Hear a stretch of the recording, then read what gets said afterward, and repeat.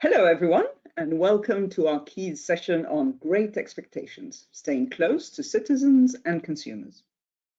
Expectations are really important for all of us because they influence our individual experiences, they influence our choices, they also influence the way we feel about our experiences, but they are not always easy to capture and to measure. So today we're going to be looking at new ways to help us to better understand what citizens and consumers are looking for in these tricky days for many of our industries and many of our countries. How expectations are changing, how they are driving our choices, all of that will be explained by our great speakers. And we will start with Simon in London, who will update us on the year so far with the latest public opinion data and some context from our new Ipsos Global Trends report. Then Manisha in Atlanta will discuss the importance of shaping expectations as opposed to just understanding them in her piece, which is called Unlocking Brand Success. We will then hear from Nick in Düsseldorf, and Nick will remind us that we are more than just our senses. When we choose a product, knowledge and context are also very important. And finally, Javier from Hong Kong will talk about consumer aspirations in the world of luxury in keeping the dream relevant. After these presentations, we will have some time for a little Q&A, so please don't hesitate to type into the chat box because Simon will be taking care of that. He will be looking at if any questions come in while our colleagues are presenting. And with that, over to you, Simon in London. Thank you, Jennifer. Hello, everybody. Thank you for being with us today. And yes, it's 2 months into 2023. And so we thought it was a good moment to think about how the year was going, to see whether we could see signs of optimism or indeed a continued muted mood in terms of how people are feeling. And as Jennifer says, we're all about expectations today and trying to think about where people's mindsets are.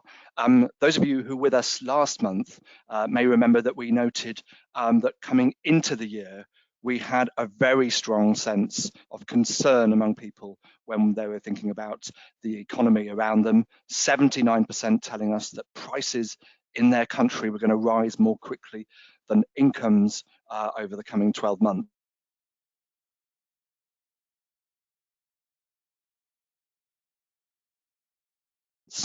Now, during my presentation, I'm going to share with you a couple of slides which show big differences by country. Of them, we have to go right to the bottom of our chart, even to find a country with fewer than 70% of people expecting there to be continued cost of living pressures on people in their country this year.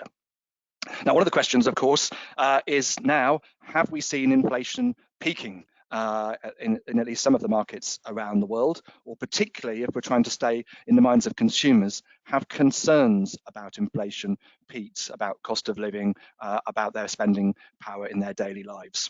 And new data we have out just today comes from our What Worries the World study, which asks people to tell us what they're most worried about in their country. And our conclusion for today is that we see no sign that concerns about inflation have peaked. In terms of, or certainly no sign of them going down. For 11 months now, inflation has been top.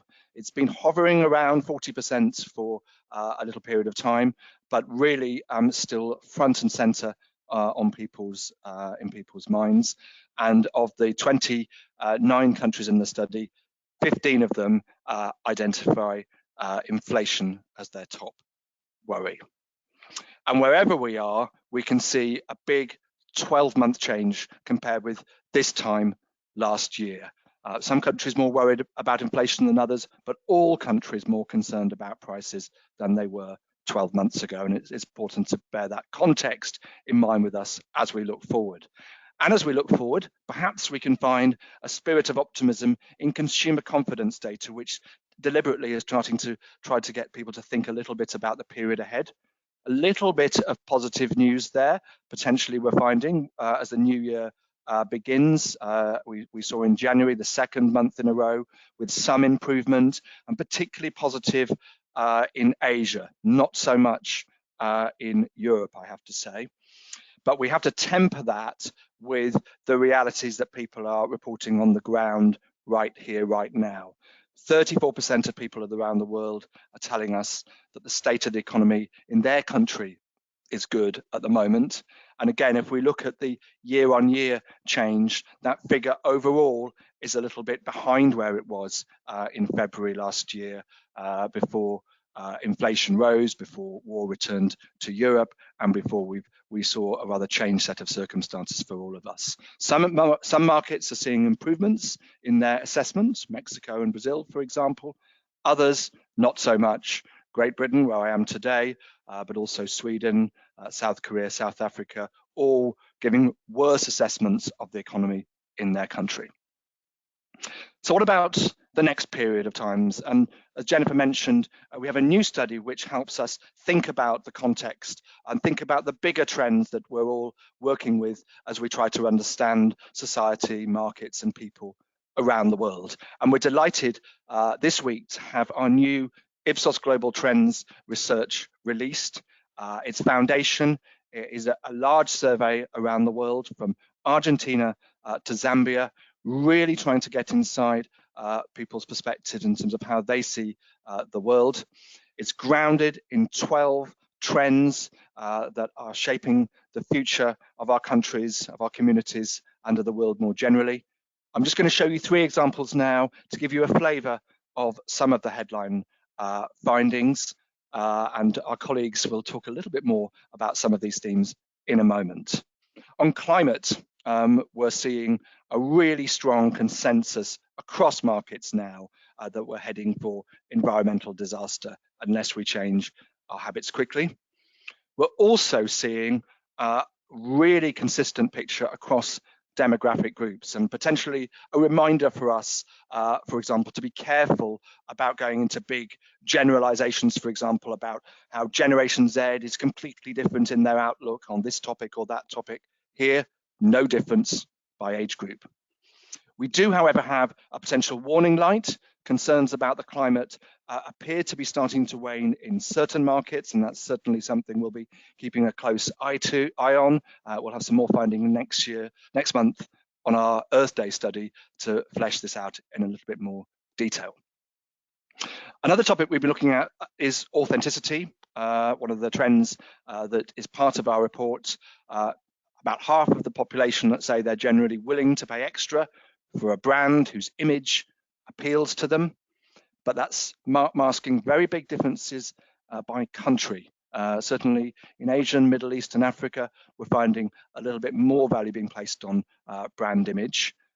We are, however, wherever people sit, seeing signs that the value people place on perhaps brands with an image, brands that are attractive, brands that are appealing, is rising in many markets. And we're going to see Monisha, Nick and Javier pick up on some of these themes in just a moment.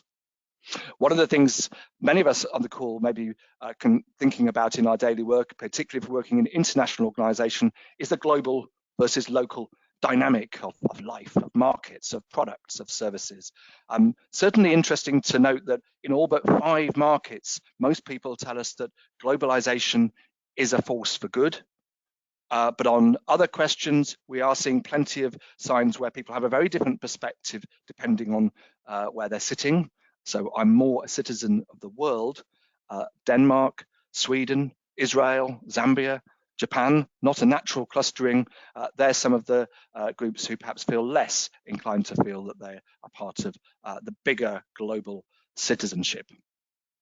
And another thing that we're going to be tracking even more closely in the period ahead is this question about global brands and local brands. And we have seen an uptick this year in the reputation of global brands as opposed to ones that are operating in my own market or in my own country. And that's something we're going to be following more in the period ahead. So lots more to explore on our website. Do let us know what you think. We're on hand to explore the findings with you in the 50 markets where we've been doing the research. But for now, I'll hand back to Jennifer in Milan.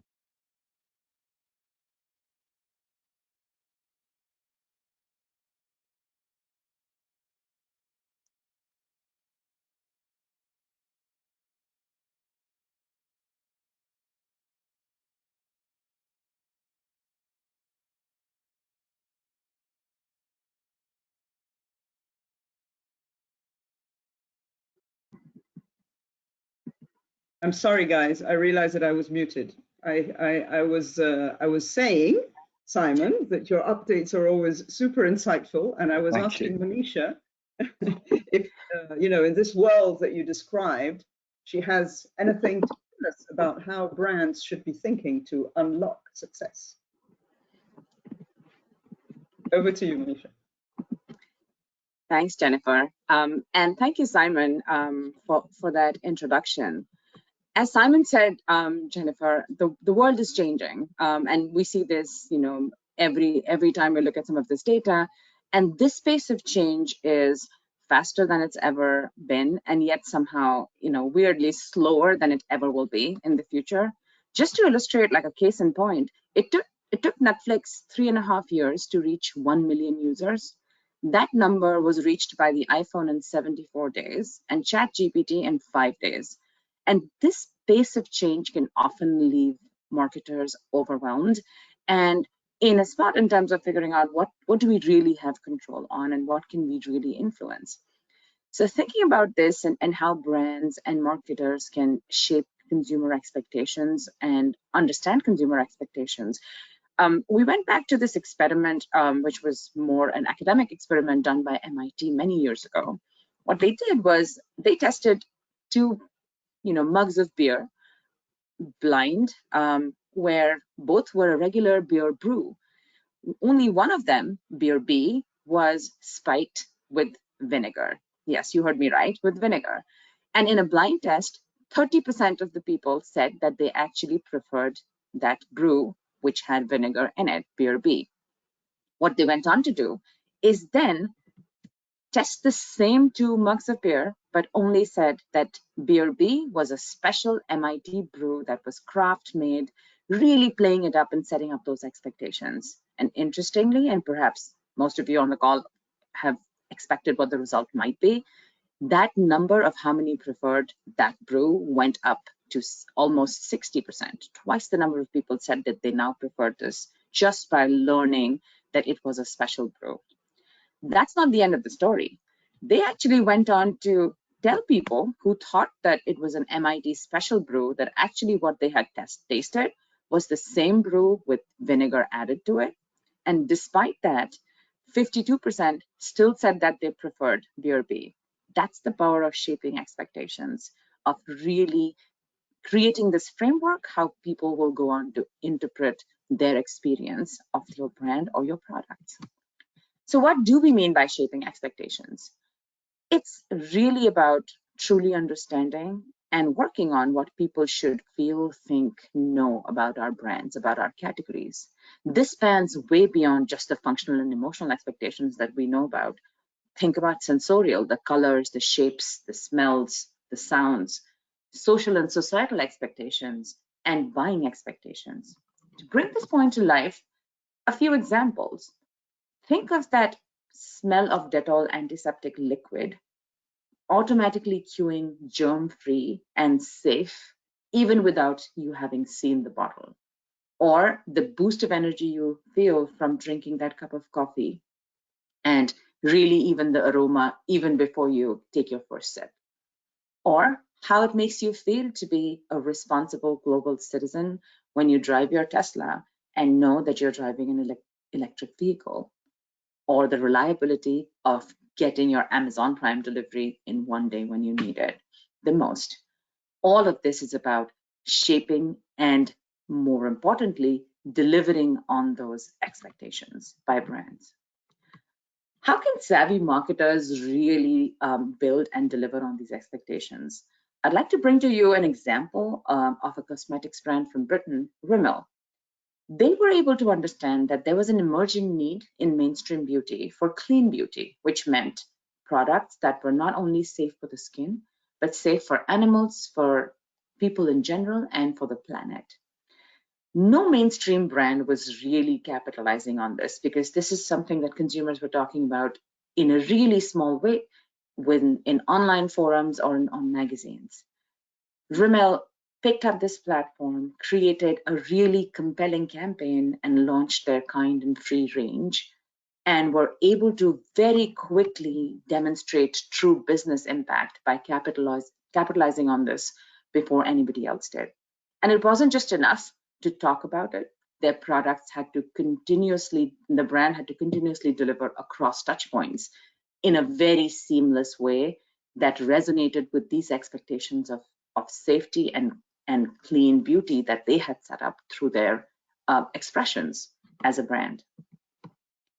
Carefully shaped expectations start with the knowledge that the brain is a prediction machine. Expectations are really a framework, as I said, to interpret how we experience things.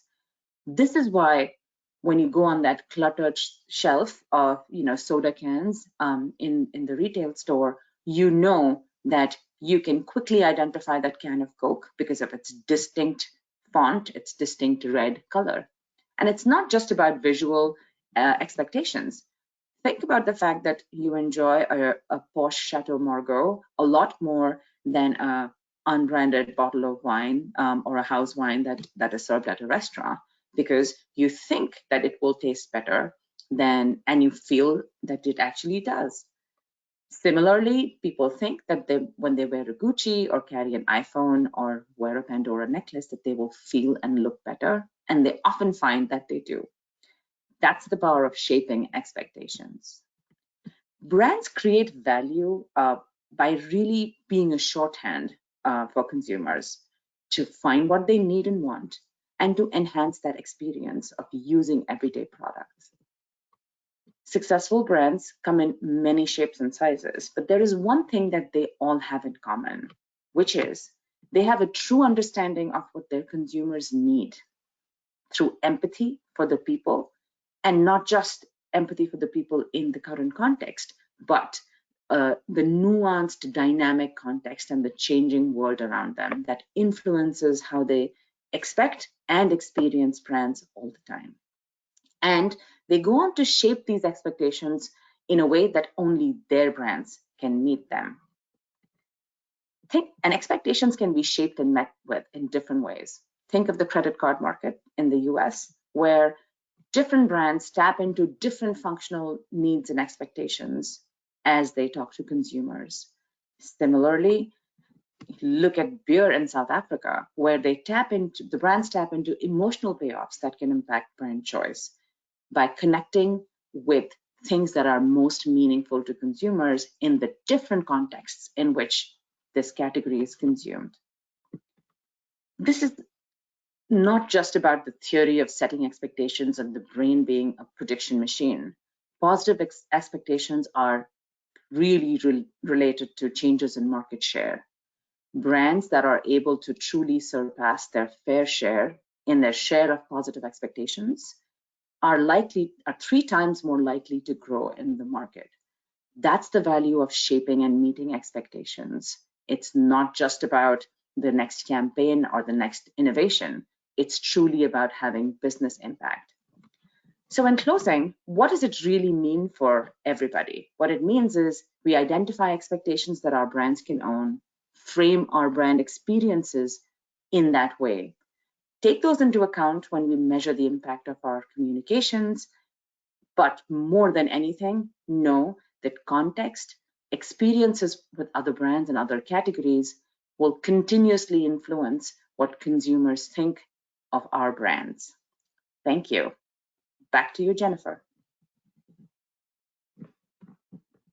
Thank you very much, Monisha, and thank you for joining us so early in the morning, because in Atlanta it must be just after 5 a.m., I guess, right? Mm-hmm. Yes, so as usual, we're very grateful to our overseas colleagues joining us at crazy times. Lovely. So I guess, you've been studying this, you have a lot of great evidence based on our research and based on the work that we do with brands around the world. If you had to, boil down some of the stuff that you've told us, and also based on what you have actually seen in the markets, what would be your advice to say, what are like the 2 or 3 tips that brands need to keep in mind if they want to work on setting expectations? Yeah, absolutely. I think my first tip would be to have brands need to have the humility to know that they don't control everything. It's no longer a one-way communication between a brand and consumers. consumer contexts are changing faster than we can know. So the idea of truly empathizing with your consumer base and making sure that you're continuously in tune with what's changing around them and help that influence the expectations that you want to shape. But more often than not, the setting expectations is something brands, try to do. What's going to be really important is those expectations are met with actual experiences that reinforce those expectations and don't take away from it. Great. So we want a virtuous circle, basically. Absolutely. Mm-hmm. Great. Thank you very much, Monisha. And now we are very keen to hear from Nick why we are more than just our senses and what this means for brands. Thank you, Jennifer, and thank you, Monisha, for also building the bridge to my topic about how can we meet those expectations which have been shaped by the brand. I don't know if you've experienced something similar, but you may have been on a vacation, and on the vacation you have found this wonderful wine. You've tried this wine while you're sitting on the balcony, enjoying the view, relaxing, tasting the wine, really enjoying the sensorial experience of the wine. And then you take this bottle of wine, or maybe several bottles of the same keg, to your home. You're sitting in the kitchen, you're opening up the wine, you pour it into a glass, you taste it. Although it's the same exact wine, it just tastes very different. Even though you're very confident it's basically some from the same vintage. The thing there is that it's more than our senses. So the sensorial experience which you have enjoyed with the wine changes through the context. And in addition, you may have also some expectations that the wine will taste the same way. It will maybe bring back some memories of your wonderful vacation, which help you to enjoy the wine and also maybe even meet some sensorial experiences which you have done in the past. And this is what I'm going to talk about. How do we really meet those expectations which you have learned through the brand or maybe through your own experience in the past? In the different industries, we see that businesses are focusing more on this experience, more on meeting the expectations. If you think about the smartphone industry, Steve Jobs says we want to focus on the complete user experience, understanding how they engage with the complete product and all the sensorial experiences which they have. In the service industry, we say a similar thing: experience the product from different angles, understanding the service, how it works, and also enjoying when you receive the product which is developed. In the fast-moving consumer good industry, we see something similar. We see that it's more about getting closer to the consumers, understanding how they feel, the context which they're consuming the product, the sensorial experiences. And that is really important.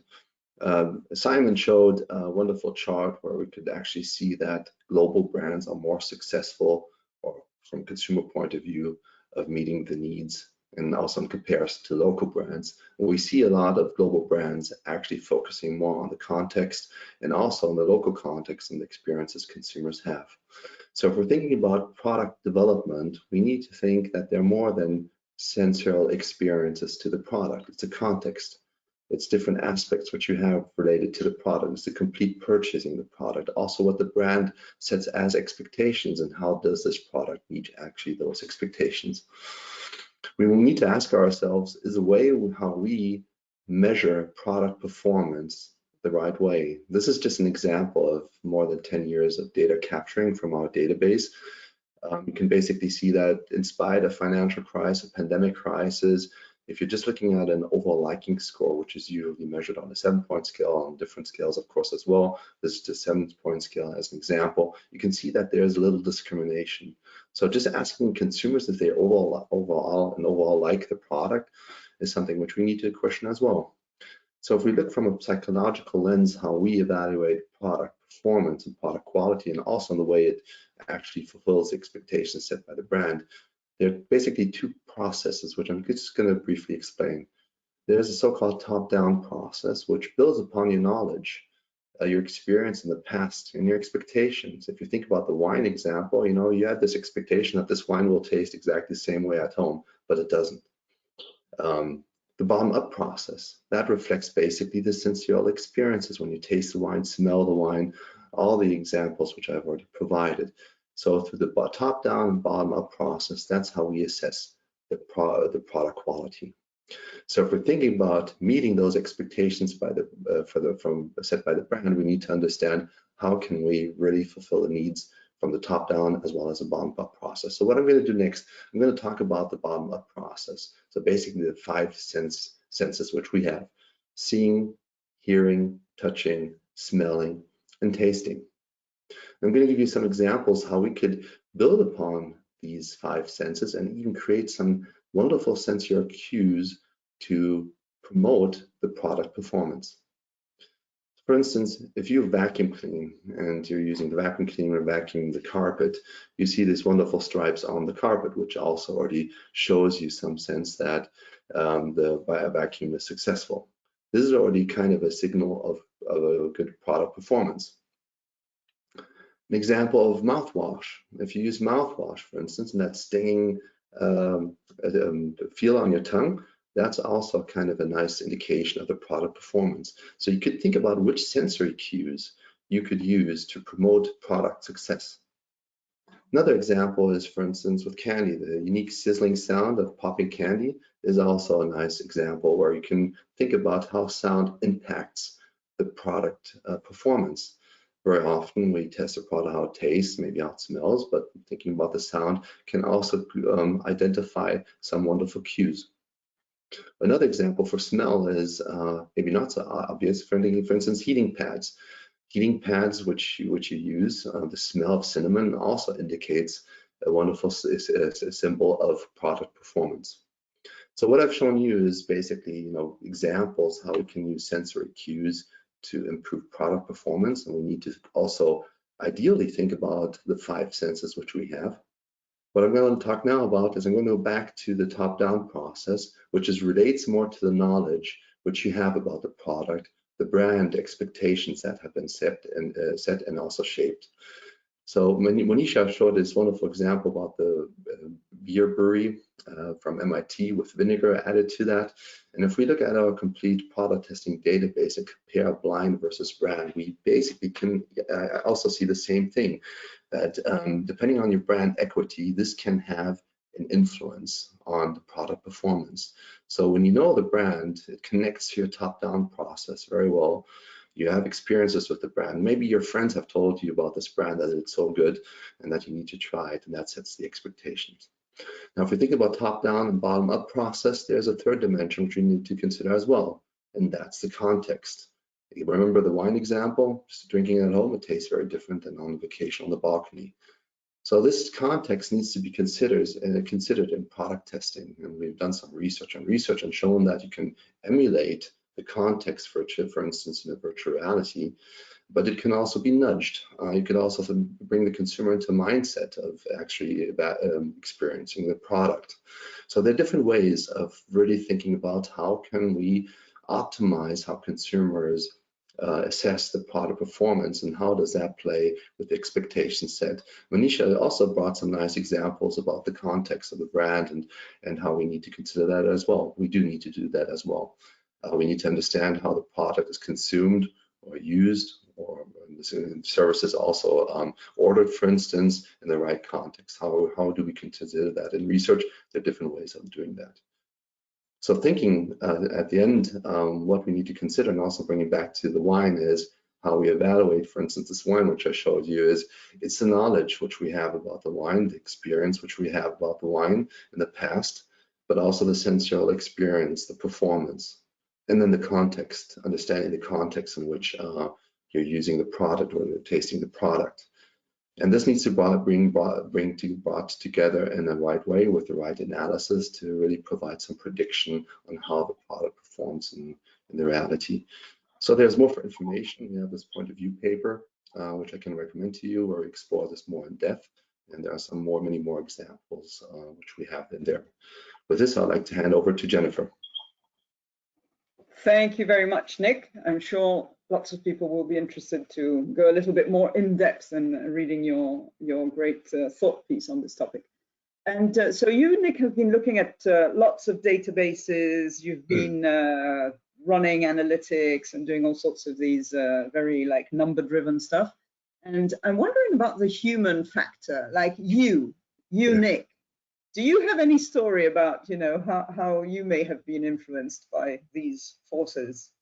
Yeah, well, I mean, my mother had a wine shop, and I used to work out there and help her on that and wine tastings. And what was always surprising to see is that what expert people said about how wine tastes didn't have really much correlation on how consumers perceive the product. And we've done some R&D work on that as well. And we've basically seen that the more you know about the wine, about wine in general, the more your opinion is correlated with those of expert wine. So there's a nice example of how your knowledge can influence the perception. But I see that you always default back to R&D, Nick. It's yes, that's my nature. It's stronger than anything else for you. Good. So the wine example was a very personal one. Yes. Cool. Thank you very much, Nick. And great. Now we have to explore the world of luxury. And to do that, we're going to fly from Düsseldorf to Hong Kong and join Javier, who's going to tell us lots of interesting stuff about luxury brands. Over to you, Javier.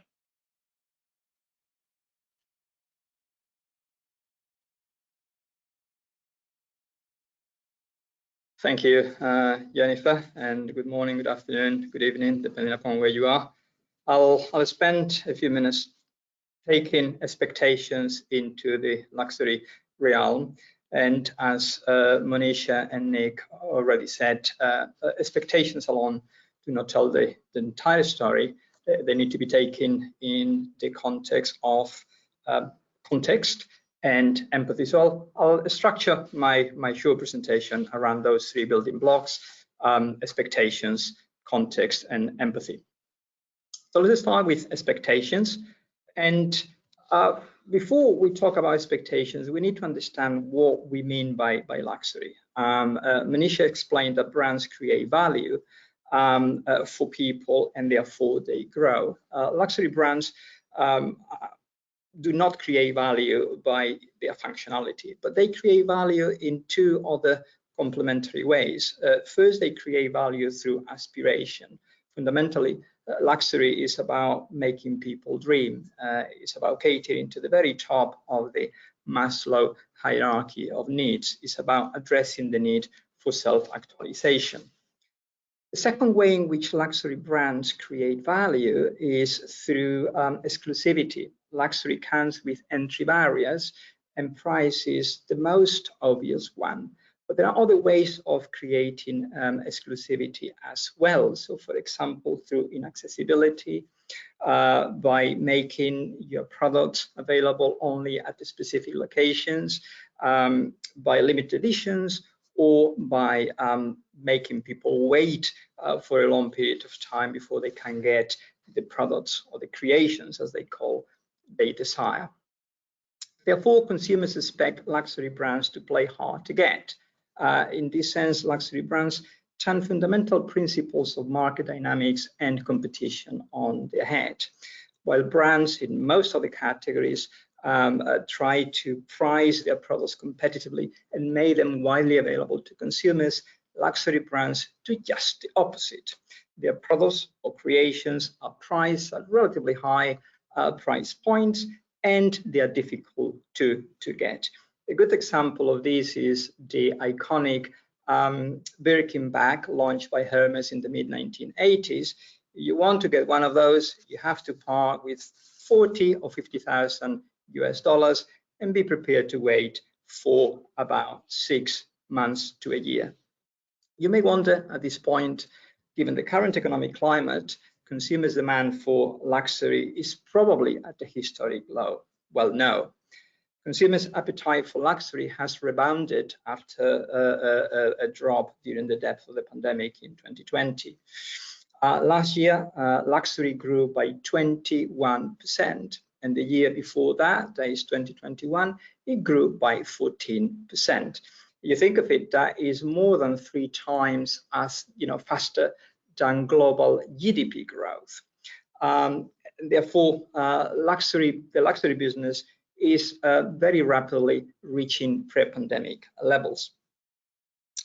Simon referred to an insight from our global trends that people are willing to spend more on brands that they relate to, brands that they aspire to. Recent earning releases by the major players in the luxury industry confirm this. So your LVMH group, your Kering group, your Hermes, all reported growth rates in 2022 that go into well into the double digits, somewhere between 20% and nearly 30%. Let's now talk about context a little bit. As digital channels have become intrinsic to how we all interact with brands and businesses across the board, consumers also expect to be able to interact with luxury brands, not just through brick and mortar stores or boutiques, but also through digital channels. However, luxury has been a latecomer to digital, and there is ample evidence that the digital experiences that most consumers experience fall short of their expectations. China has been a trailblazer in this space with its WeChat app and other platforms such as Tmall and the Luxury Pavilion.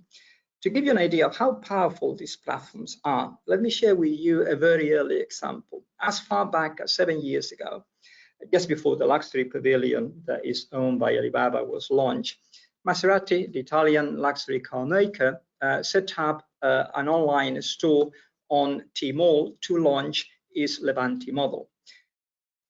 The maker put 100 Levante vehicles on the platform, and it sold them all in 18 seconds. And by the way, each of those vehicles came with a price tag of 140,000 euro.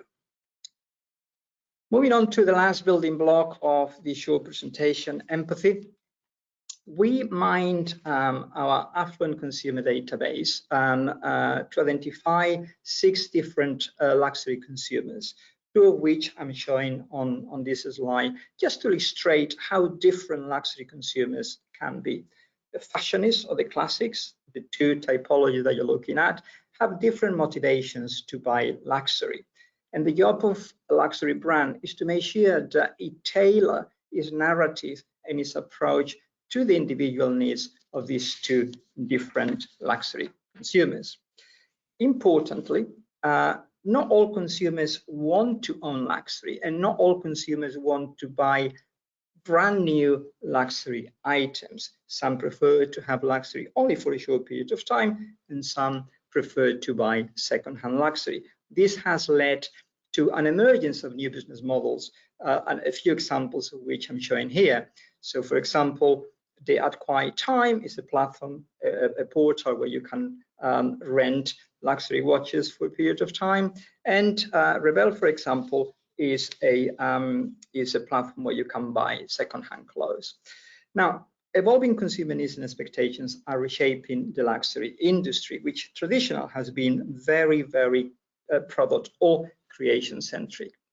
Now, a clear manifestation of this product centricity is the role of the creative director in luxury brands, which often is more prominent, more influential than the role of the CEO itself.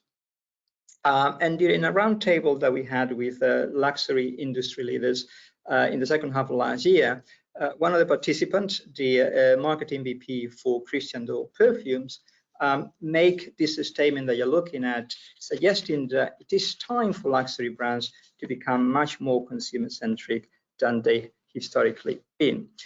And just to conclude, I'd like to leave you, particularly those of you listening and watching us working in luxury, with a few thoughts.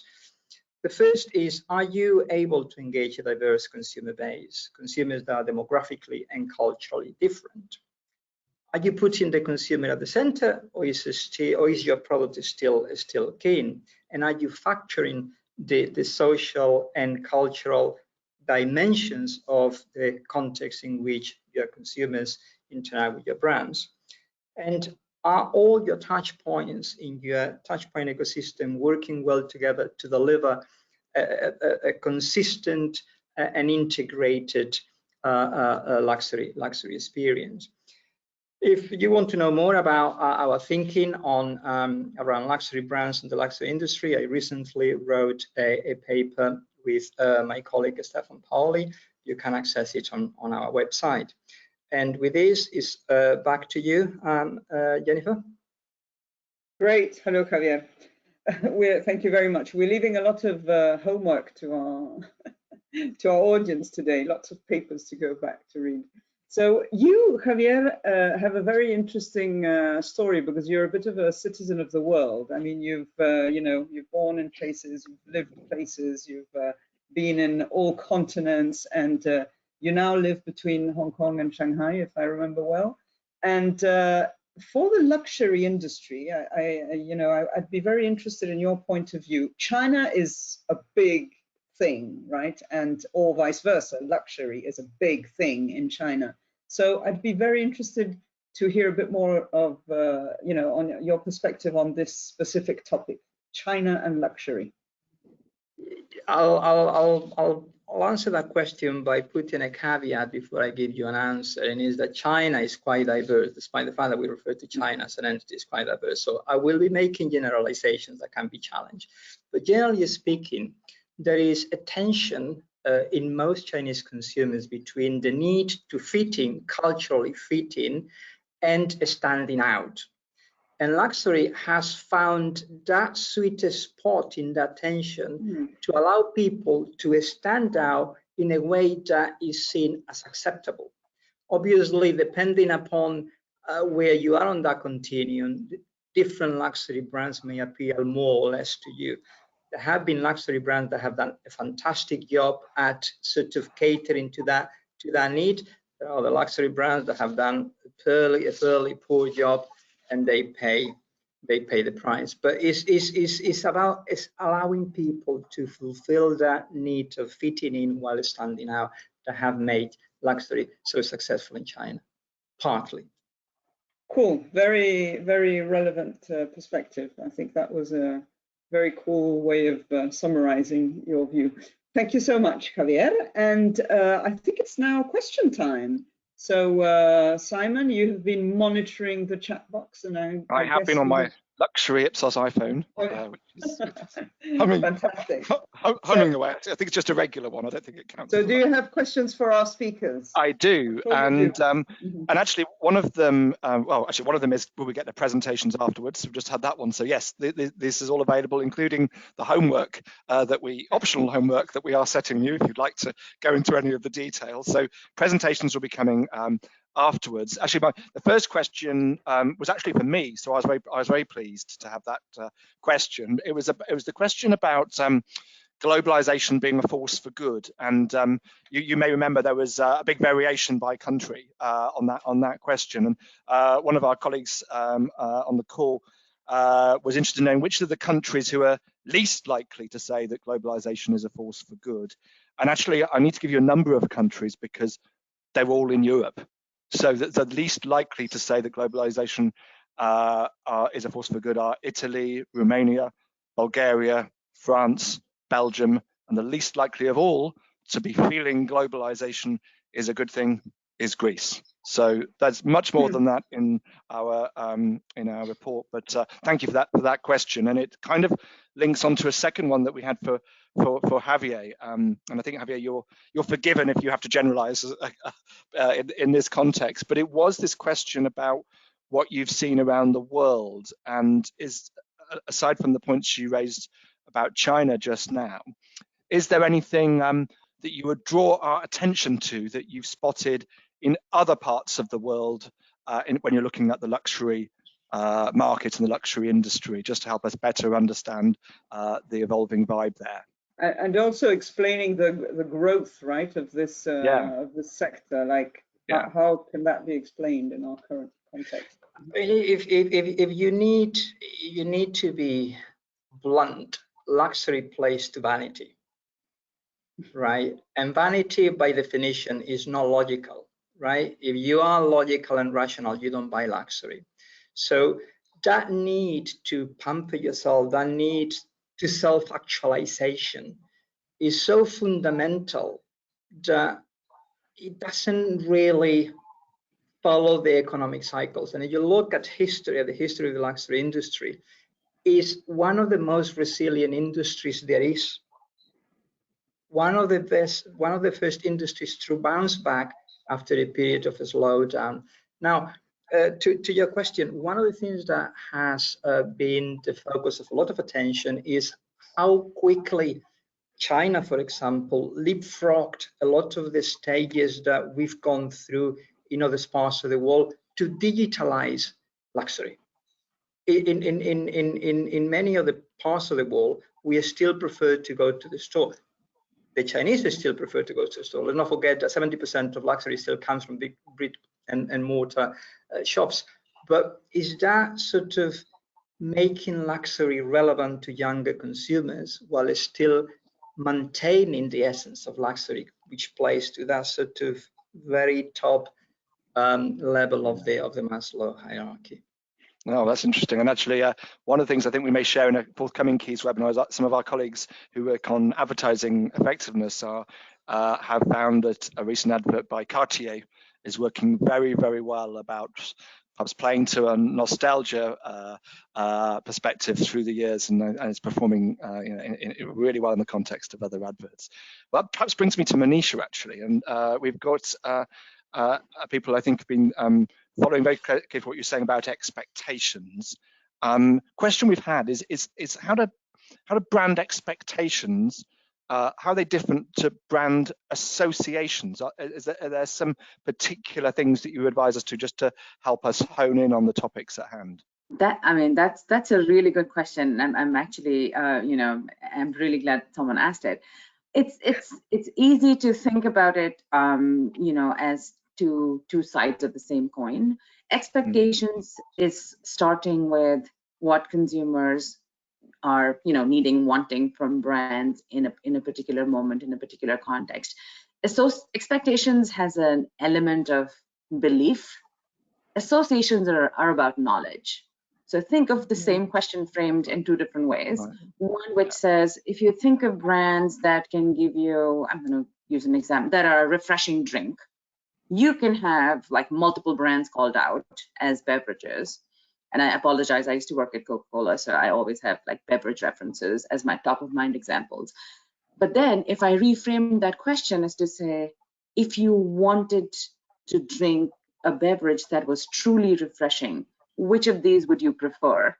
That automatically, or which of these would you expect to deliver? Just even the simple how you set up the conversation can truly isolate the difference between what consumers know versus what they truly believe. And that's probably how we should think about the difference between expectations and just pure associations. Oh, that's really helpful. Thank you for that. And well, moving from Coca-Cola to wine, we'll move to Nick. I think people found that is a really great worked example, Nick, and also acknowledging your R&D background. So I know you're a very young man still, but if we could go back 10 years and you were giving this presentation 10 years ago versus now, what's different in your presentation now in terms of what we've been learning? What would you perhaps remind us is the thing to take away, to think about, compared with maybe a little bit earlier in our careers? I think in the past we were more focused on dissecting a product and its components and trying to maximize that as best as possible. And we were getting more specialized back then on these components. And I think the reason for that is, of course, the technological developments were not that far that we could combine different data sources to get a better understanding for the different components. I think that is one big difference. So what I see in the industry is that more and more the question arises, okay, how can we take sensorial data? How can we take brand-related data and connect them to get a better understanding? So we've specialized in these areas, and now we're bringing these in different insights from different areas better together. I think it's an exciting time for research, particular product research, because we have all these different data sources we can leverage. Oh, wonderful. Okay, lovely. That's lovely. It's a much more holistic. This presentation is much more holistic now than maybe it might have been 10 years ago or even Yes, longer. definitely. Yeah. Definitely. No, lovely. Thank you. And we'll just a final question. I think we'll go back to Javier as we look ahead now, rather than look a little bit perhaps at what's been changing. And the question we've got just now actually is. You mentioned that luxury was resilient, and there's certain appetite, certainly for at least some of the products there. And you talked about perhaps our vanity and how it might appeal to our vanity. But is there anything else that might explain why there is this ongoing appetite for the luxury industry and what we've seen remain pretty uncertain times? Yeah, it's an interesting question. Let's not forget, and I think it's going to take a while for us to forget about what we went through over the past 2 or 3 years, right? There is, and I'm seeing that across the border from where I am right now on China's mainland. People are coming out of the pandemic with a desire to feel good about themselves, and luxury plays really well to that need. I mean, that's what's called luxury, plays really well to that need of feeling good about yourself. Let's also remember that a lot of people, well, the majority of people that can afford luxury came out of the pandemic better off than they went into, because we couldn't spend, right? So there is a significant amount of money there in pots that are waiting to be spent. And people are coming out and spending it, not just in physical luxury, luxury watches or luxury dresses and shoes, but also on luxury experience. Traveling is going to rebound a lot faster than we thought it could only a year ago. So there is a need to feel good about yourself that is feeling that consumption of luxury.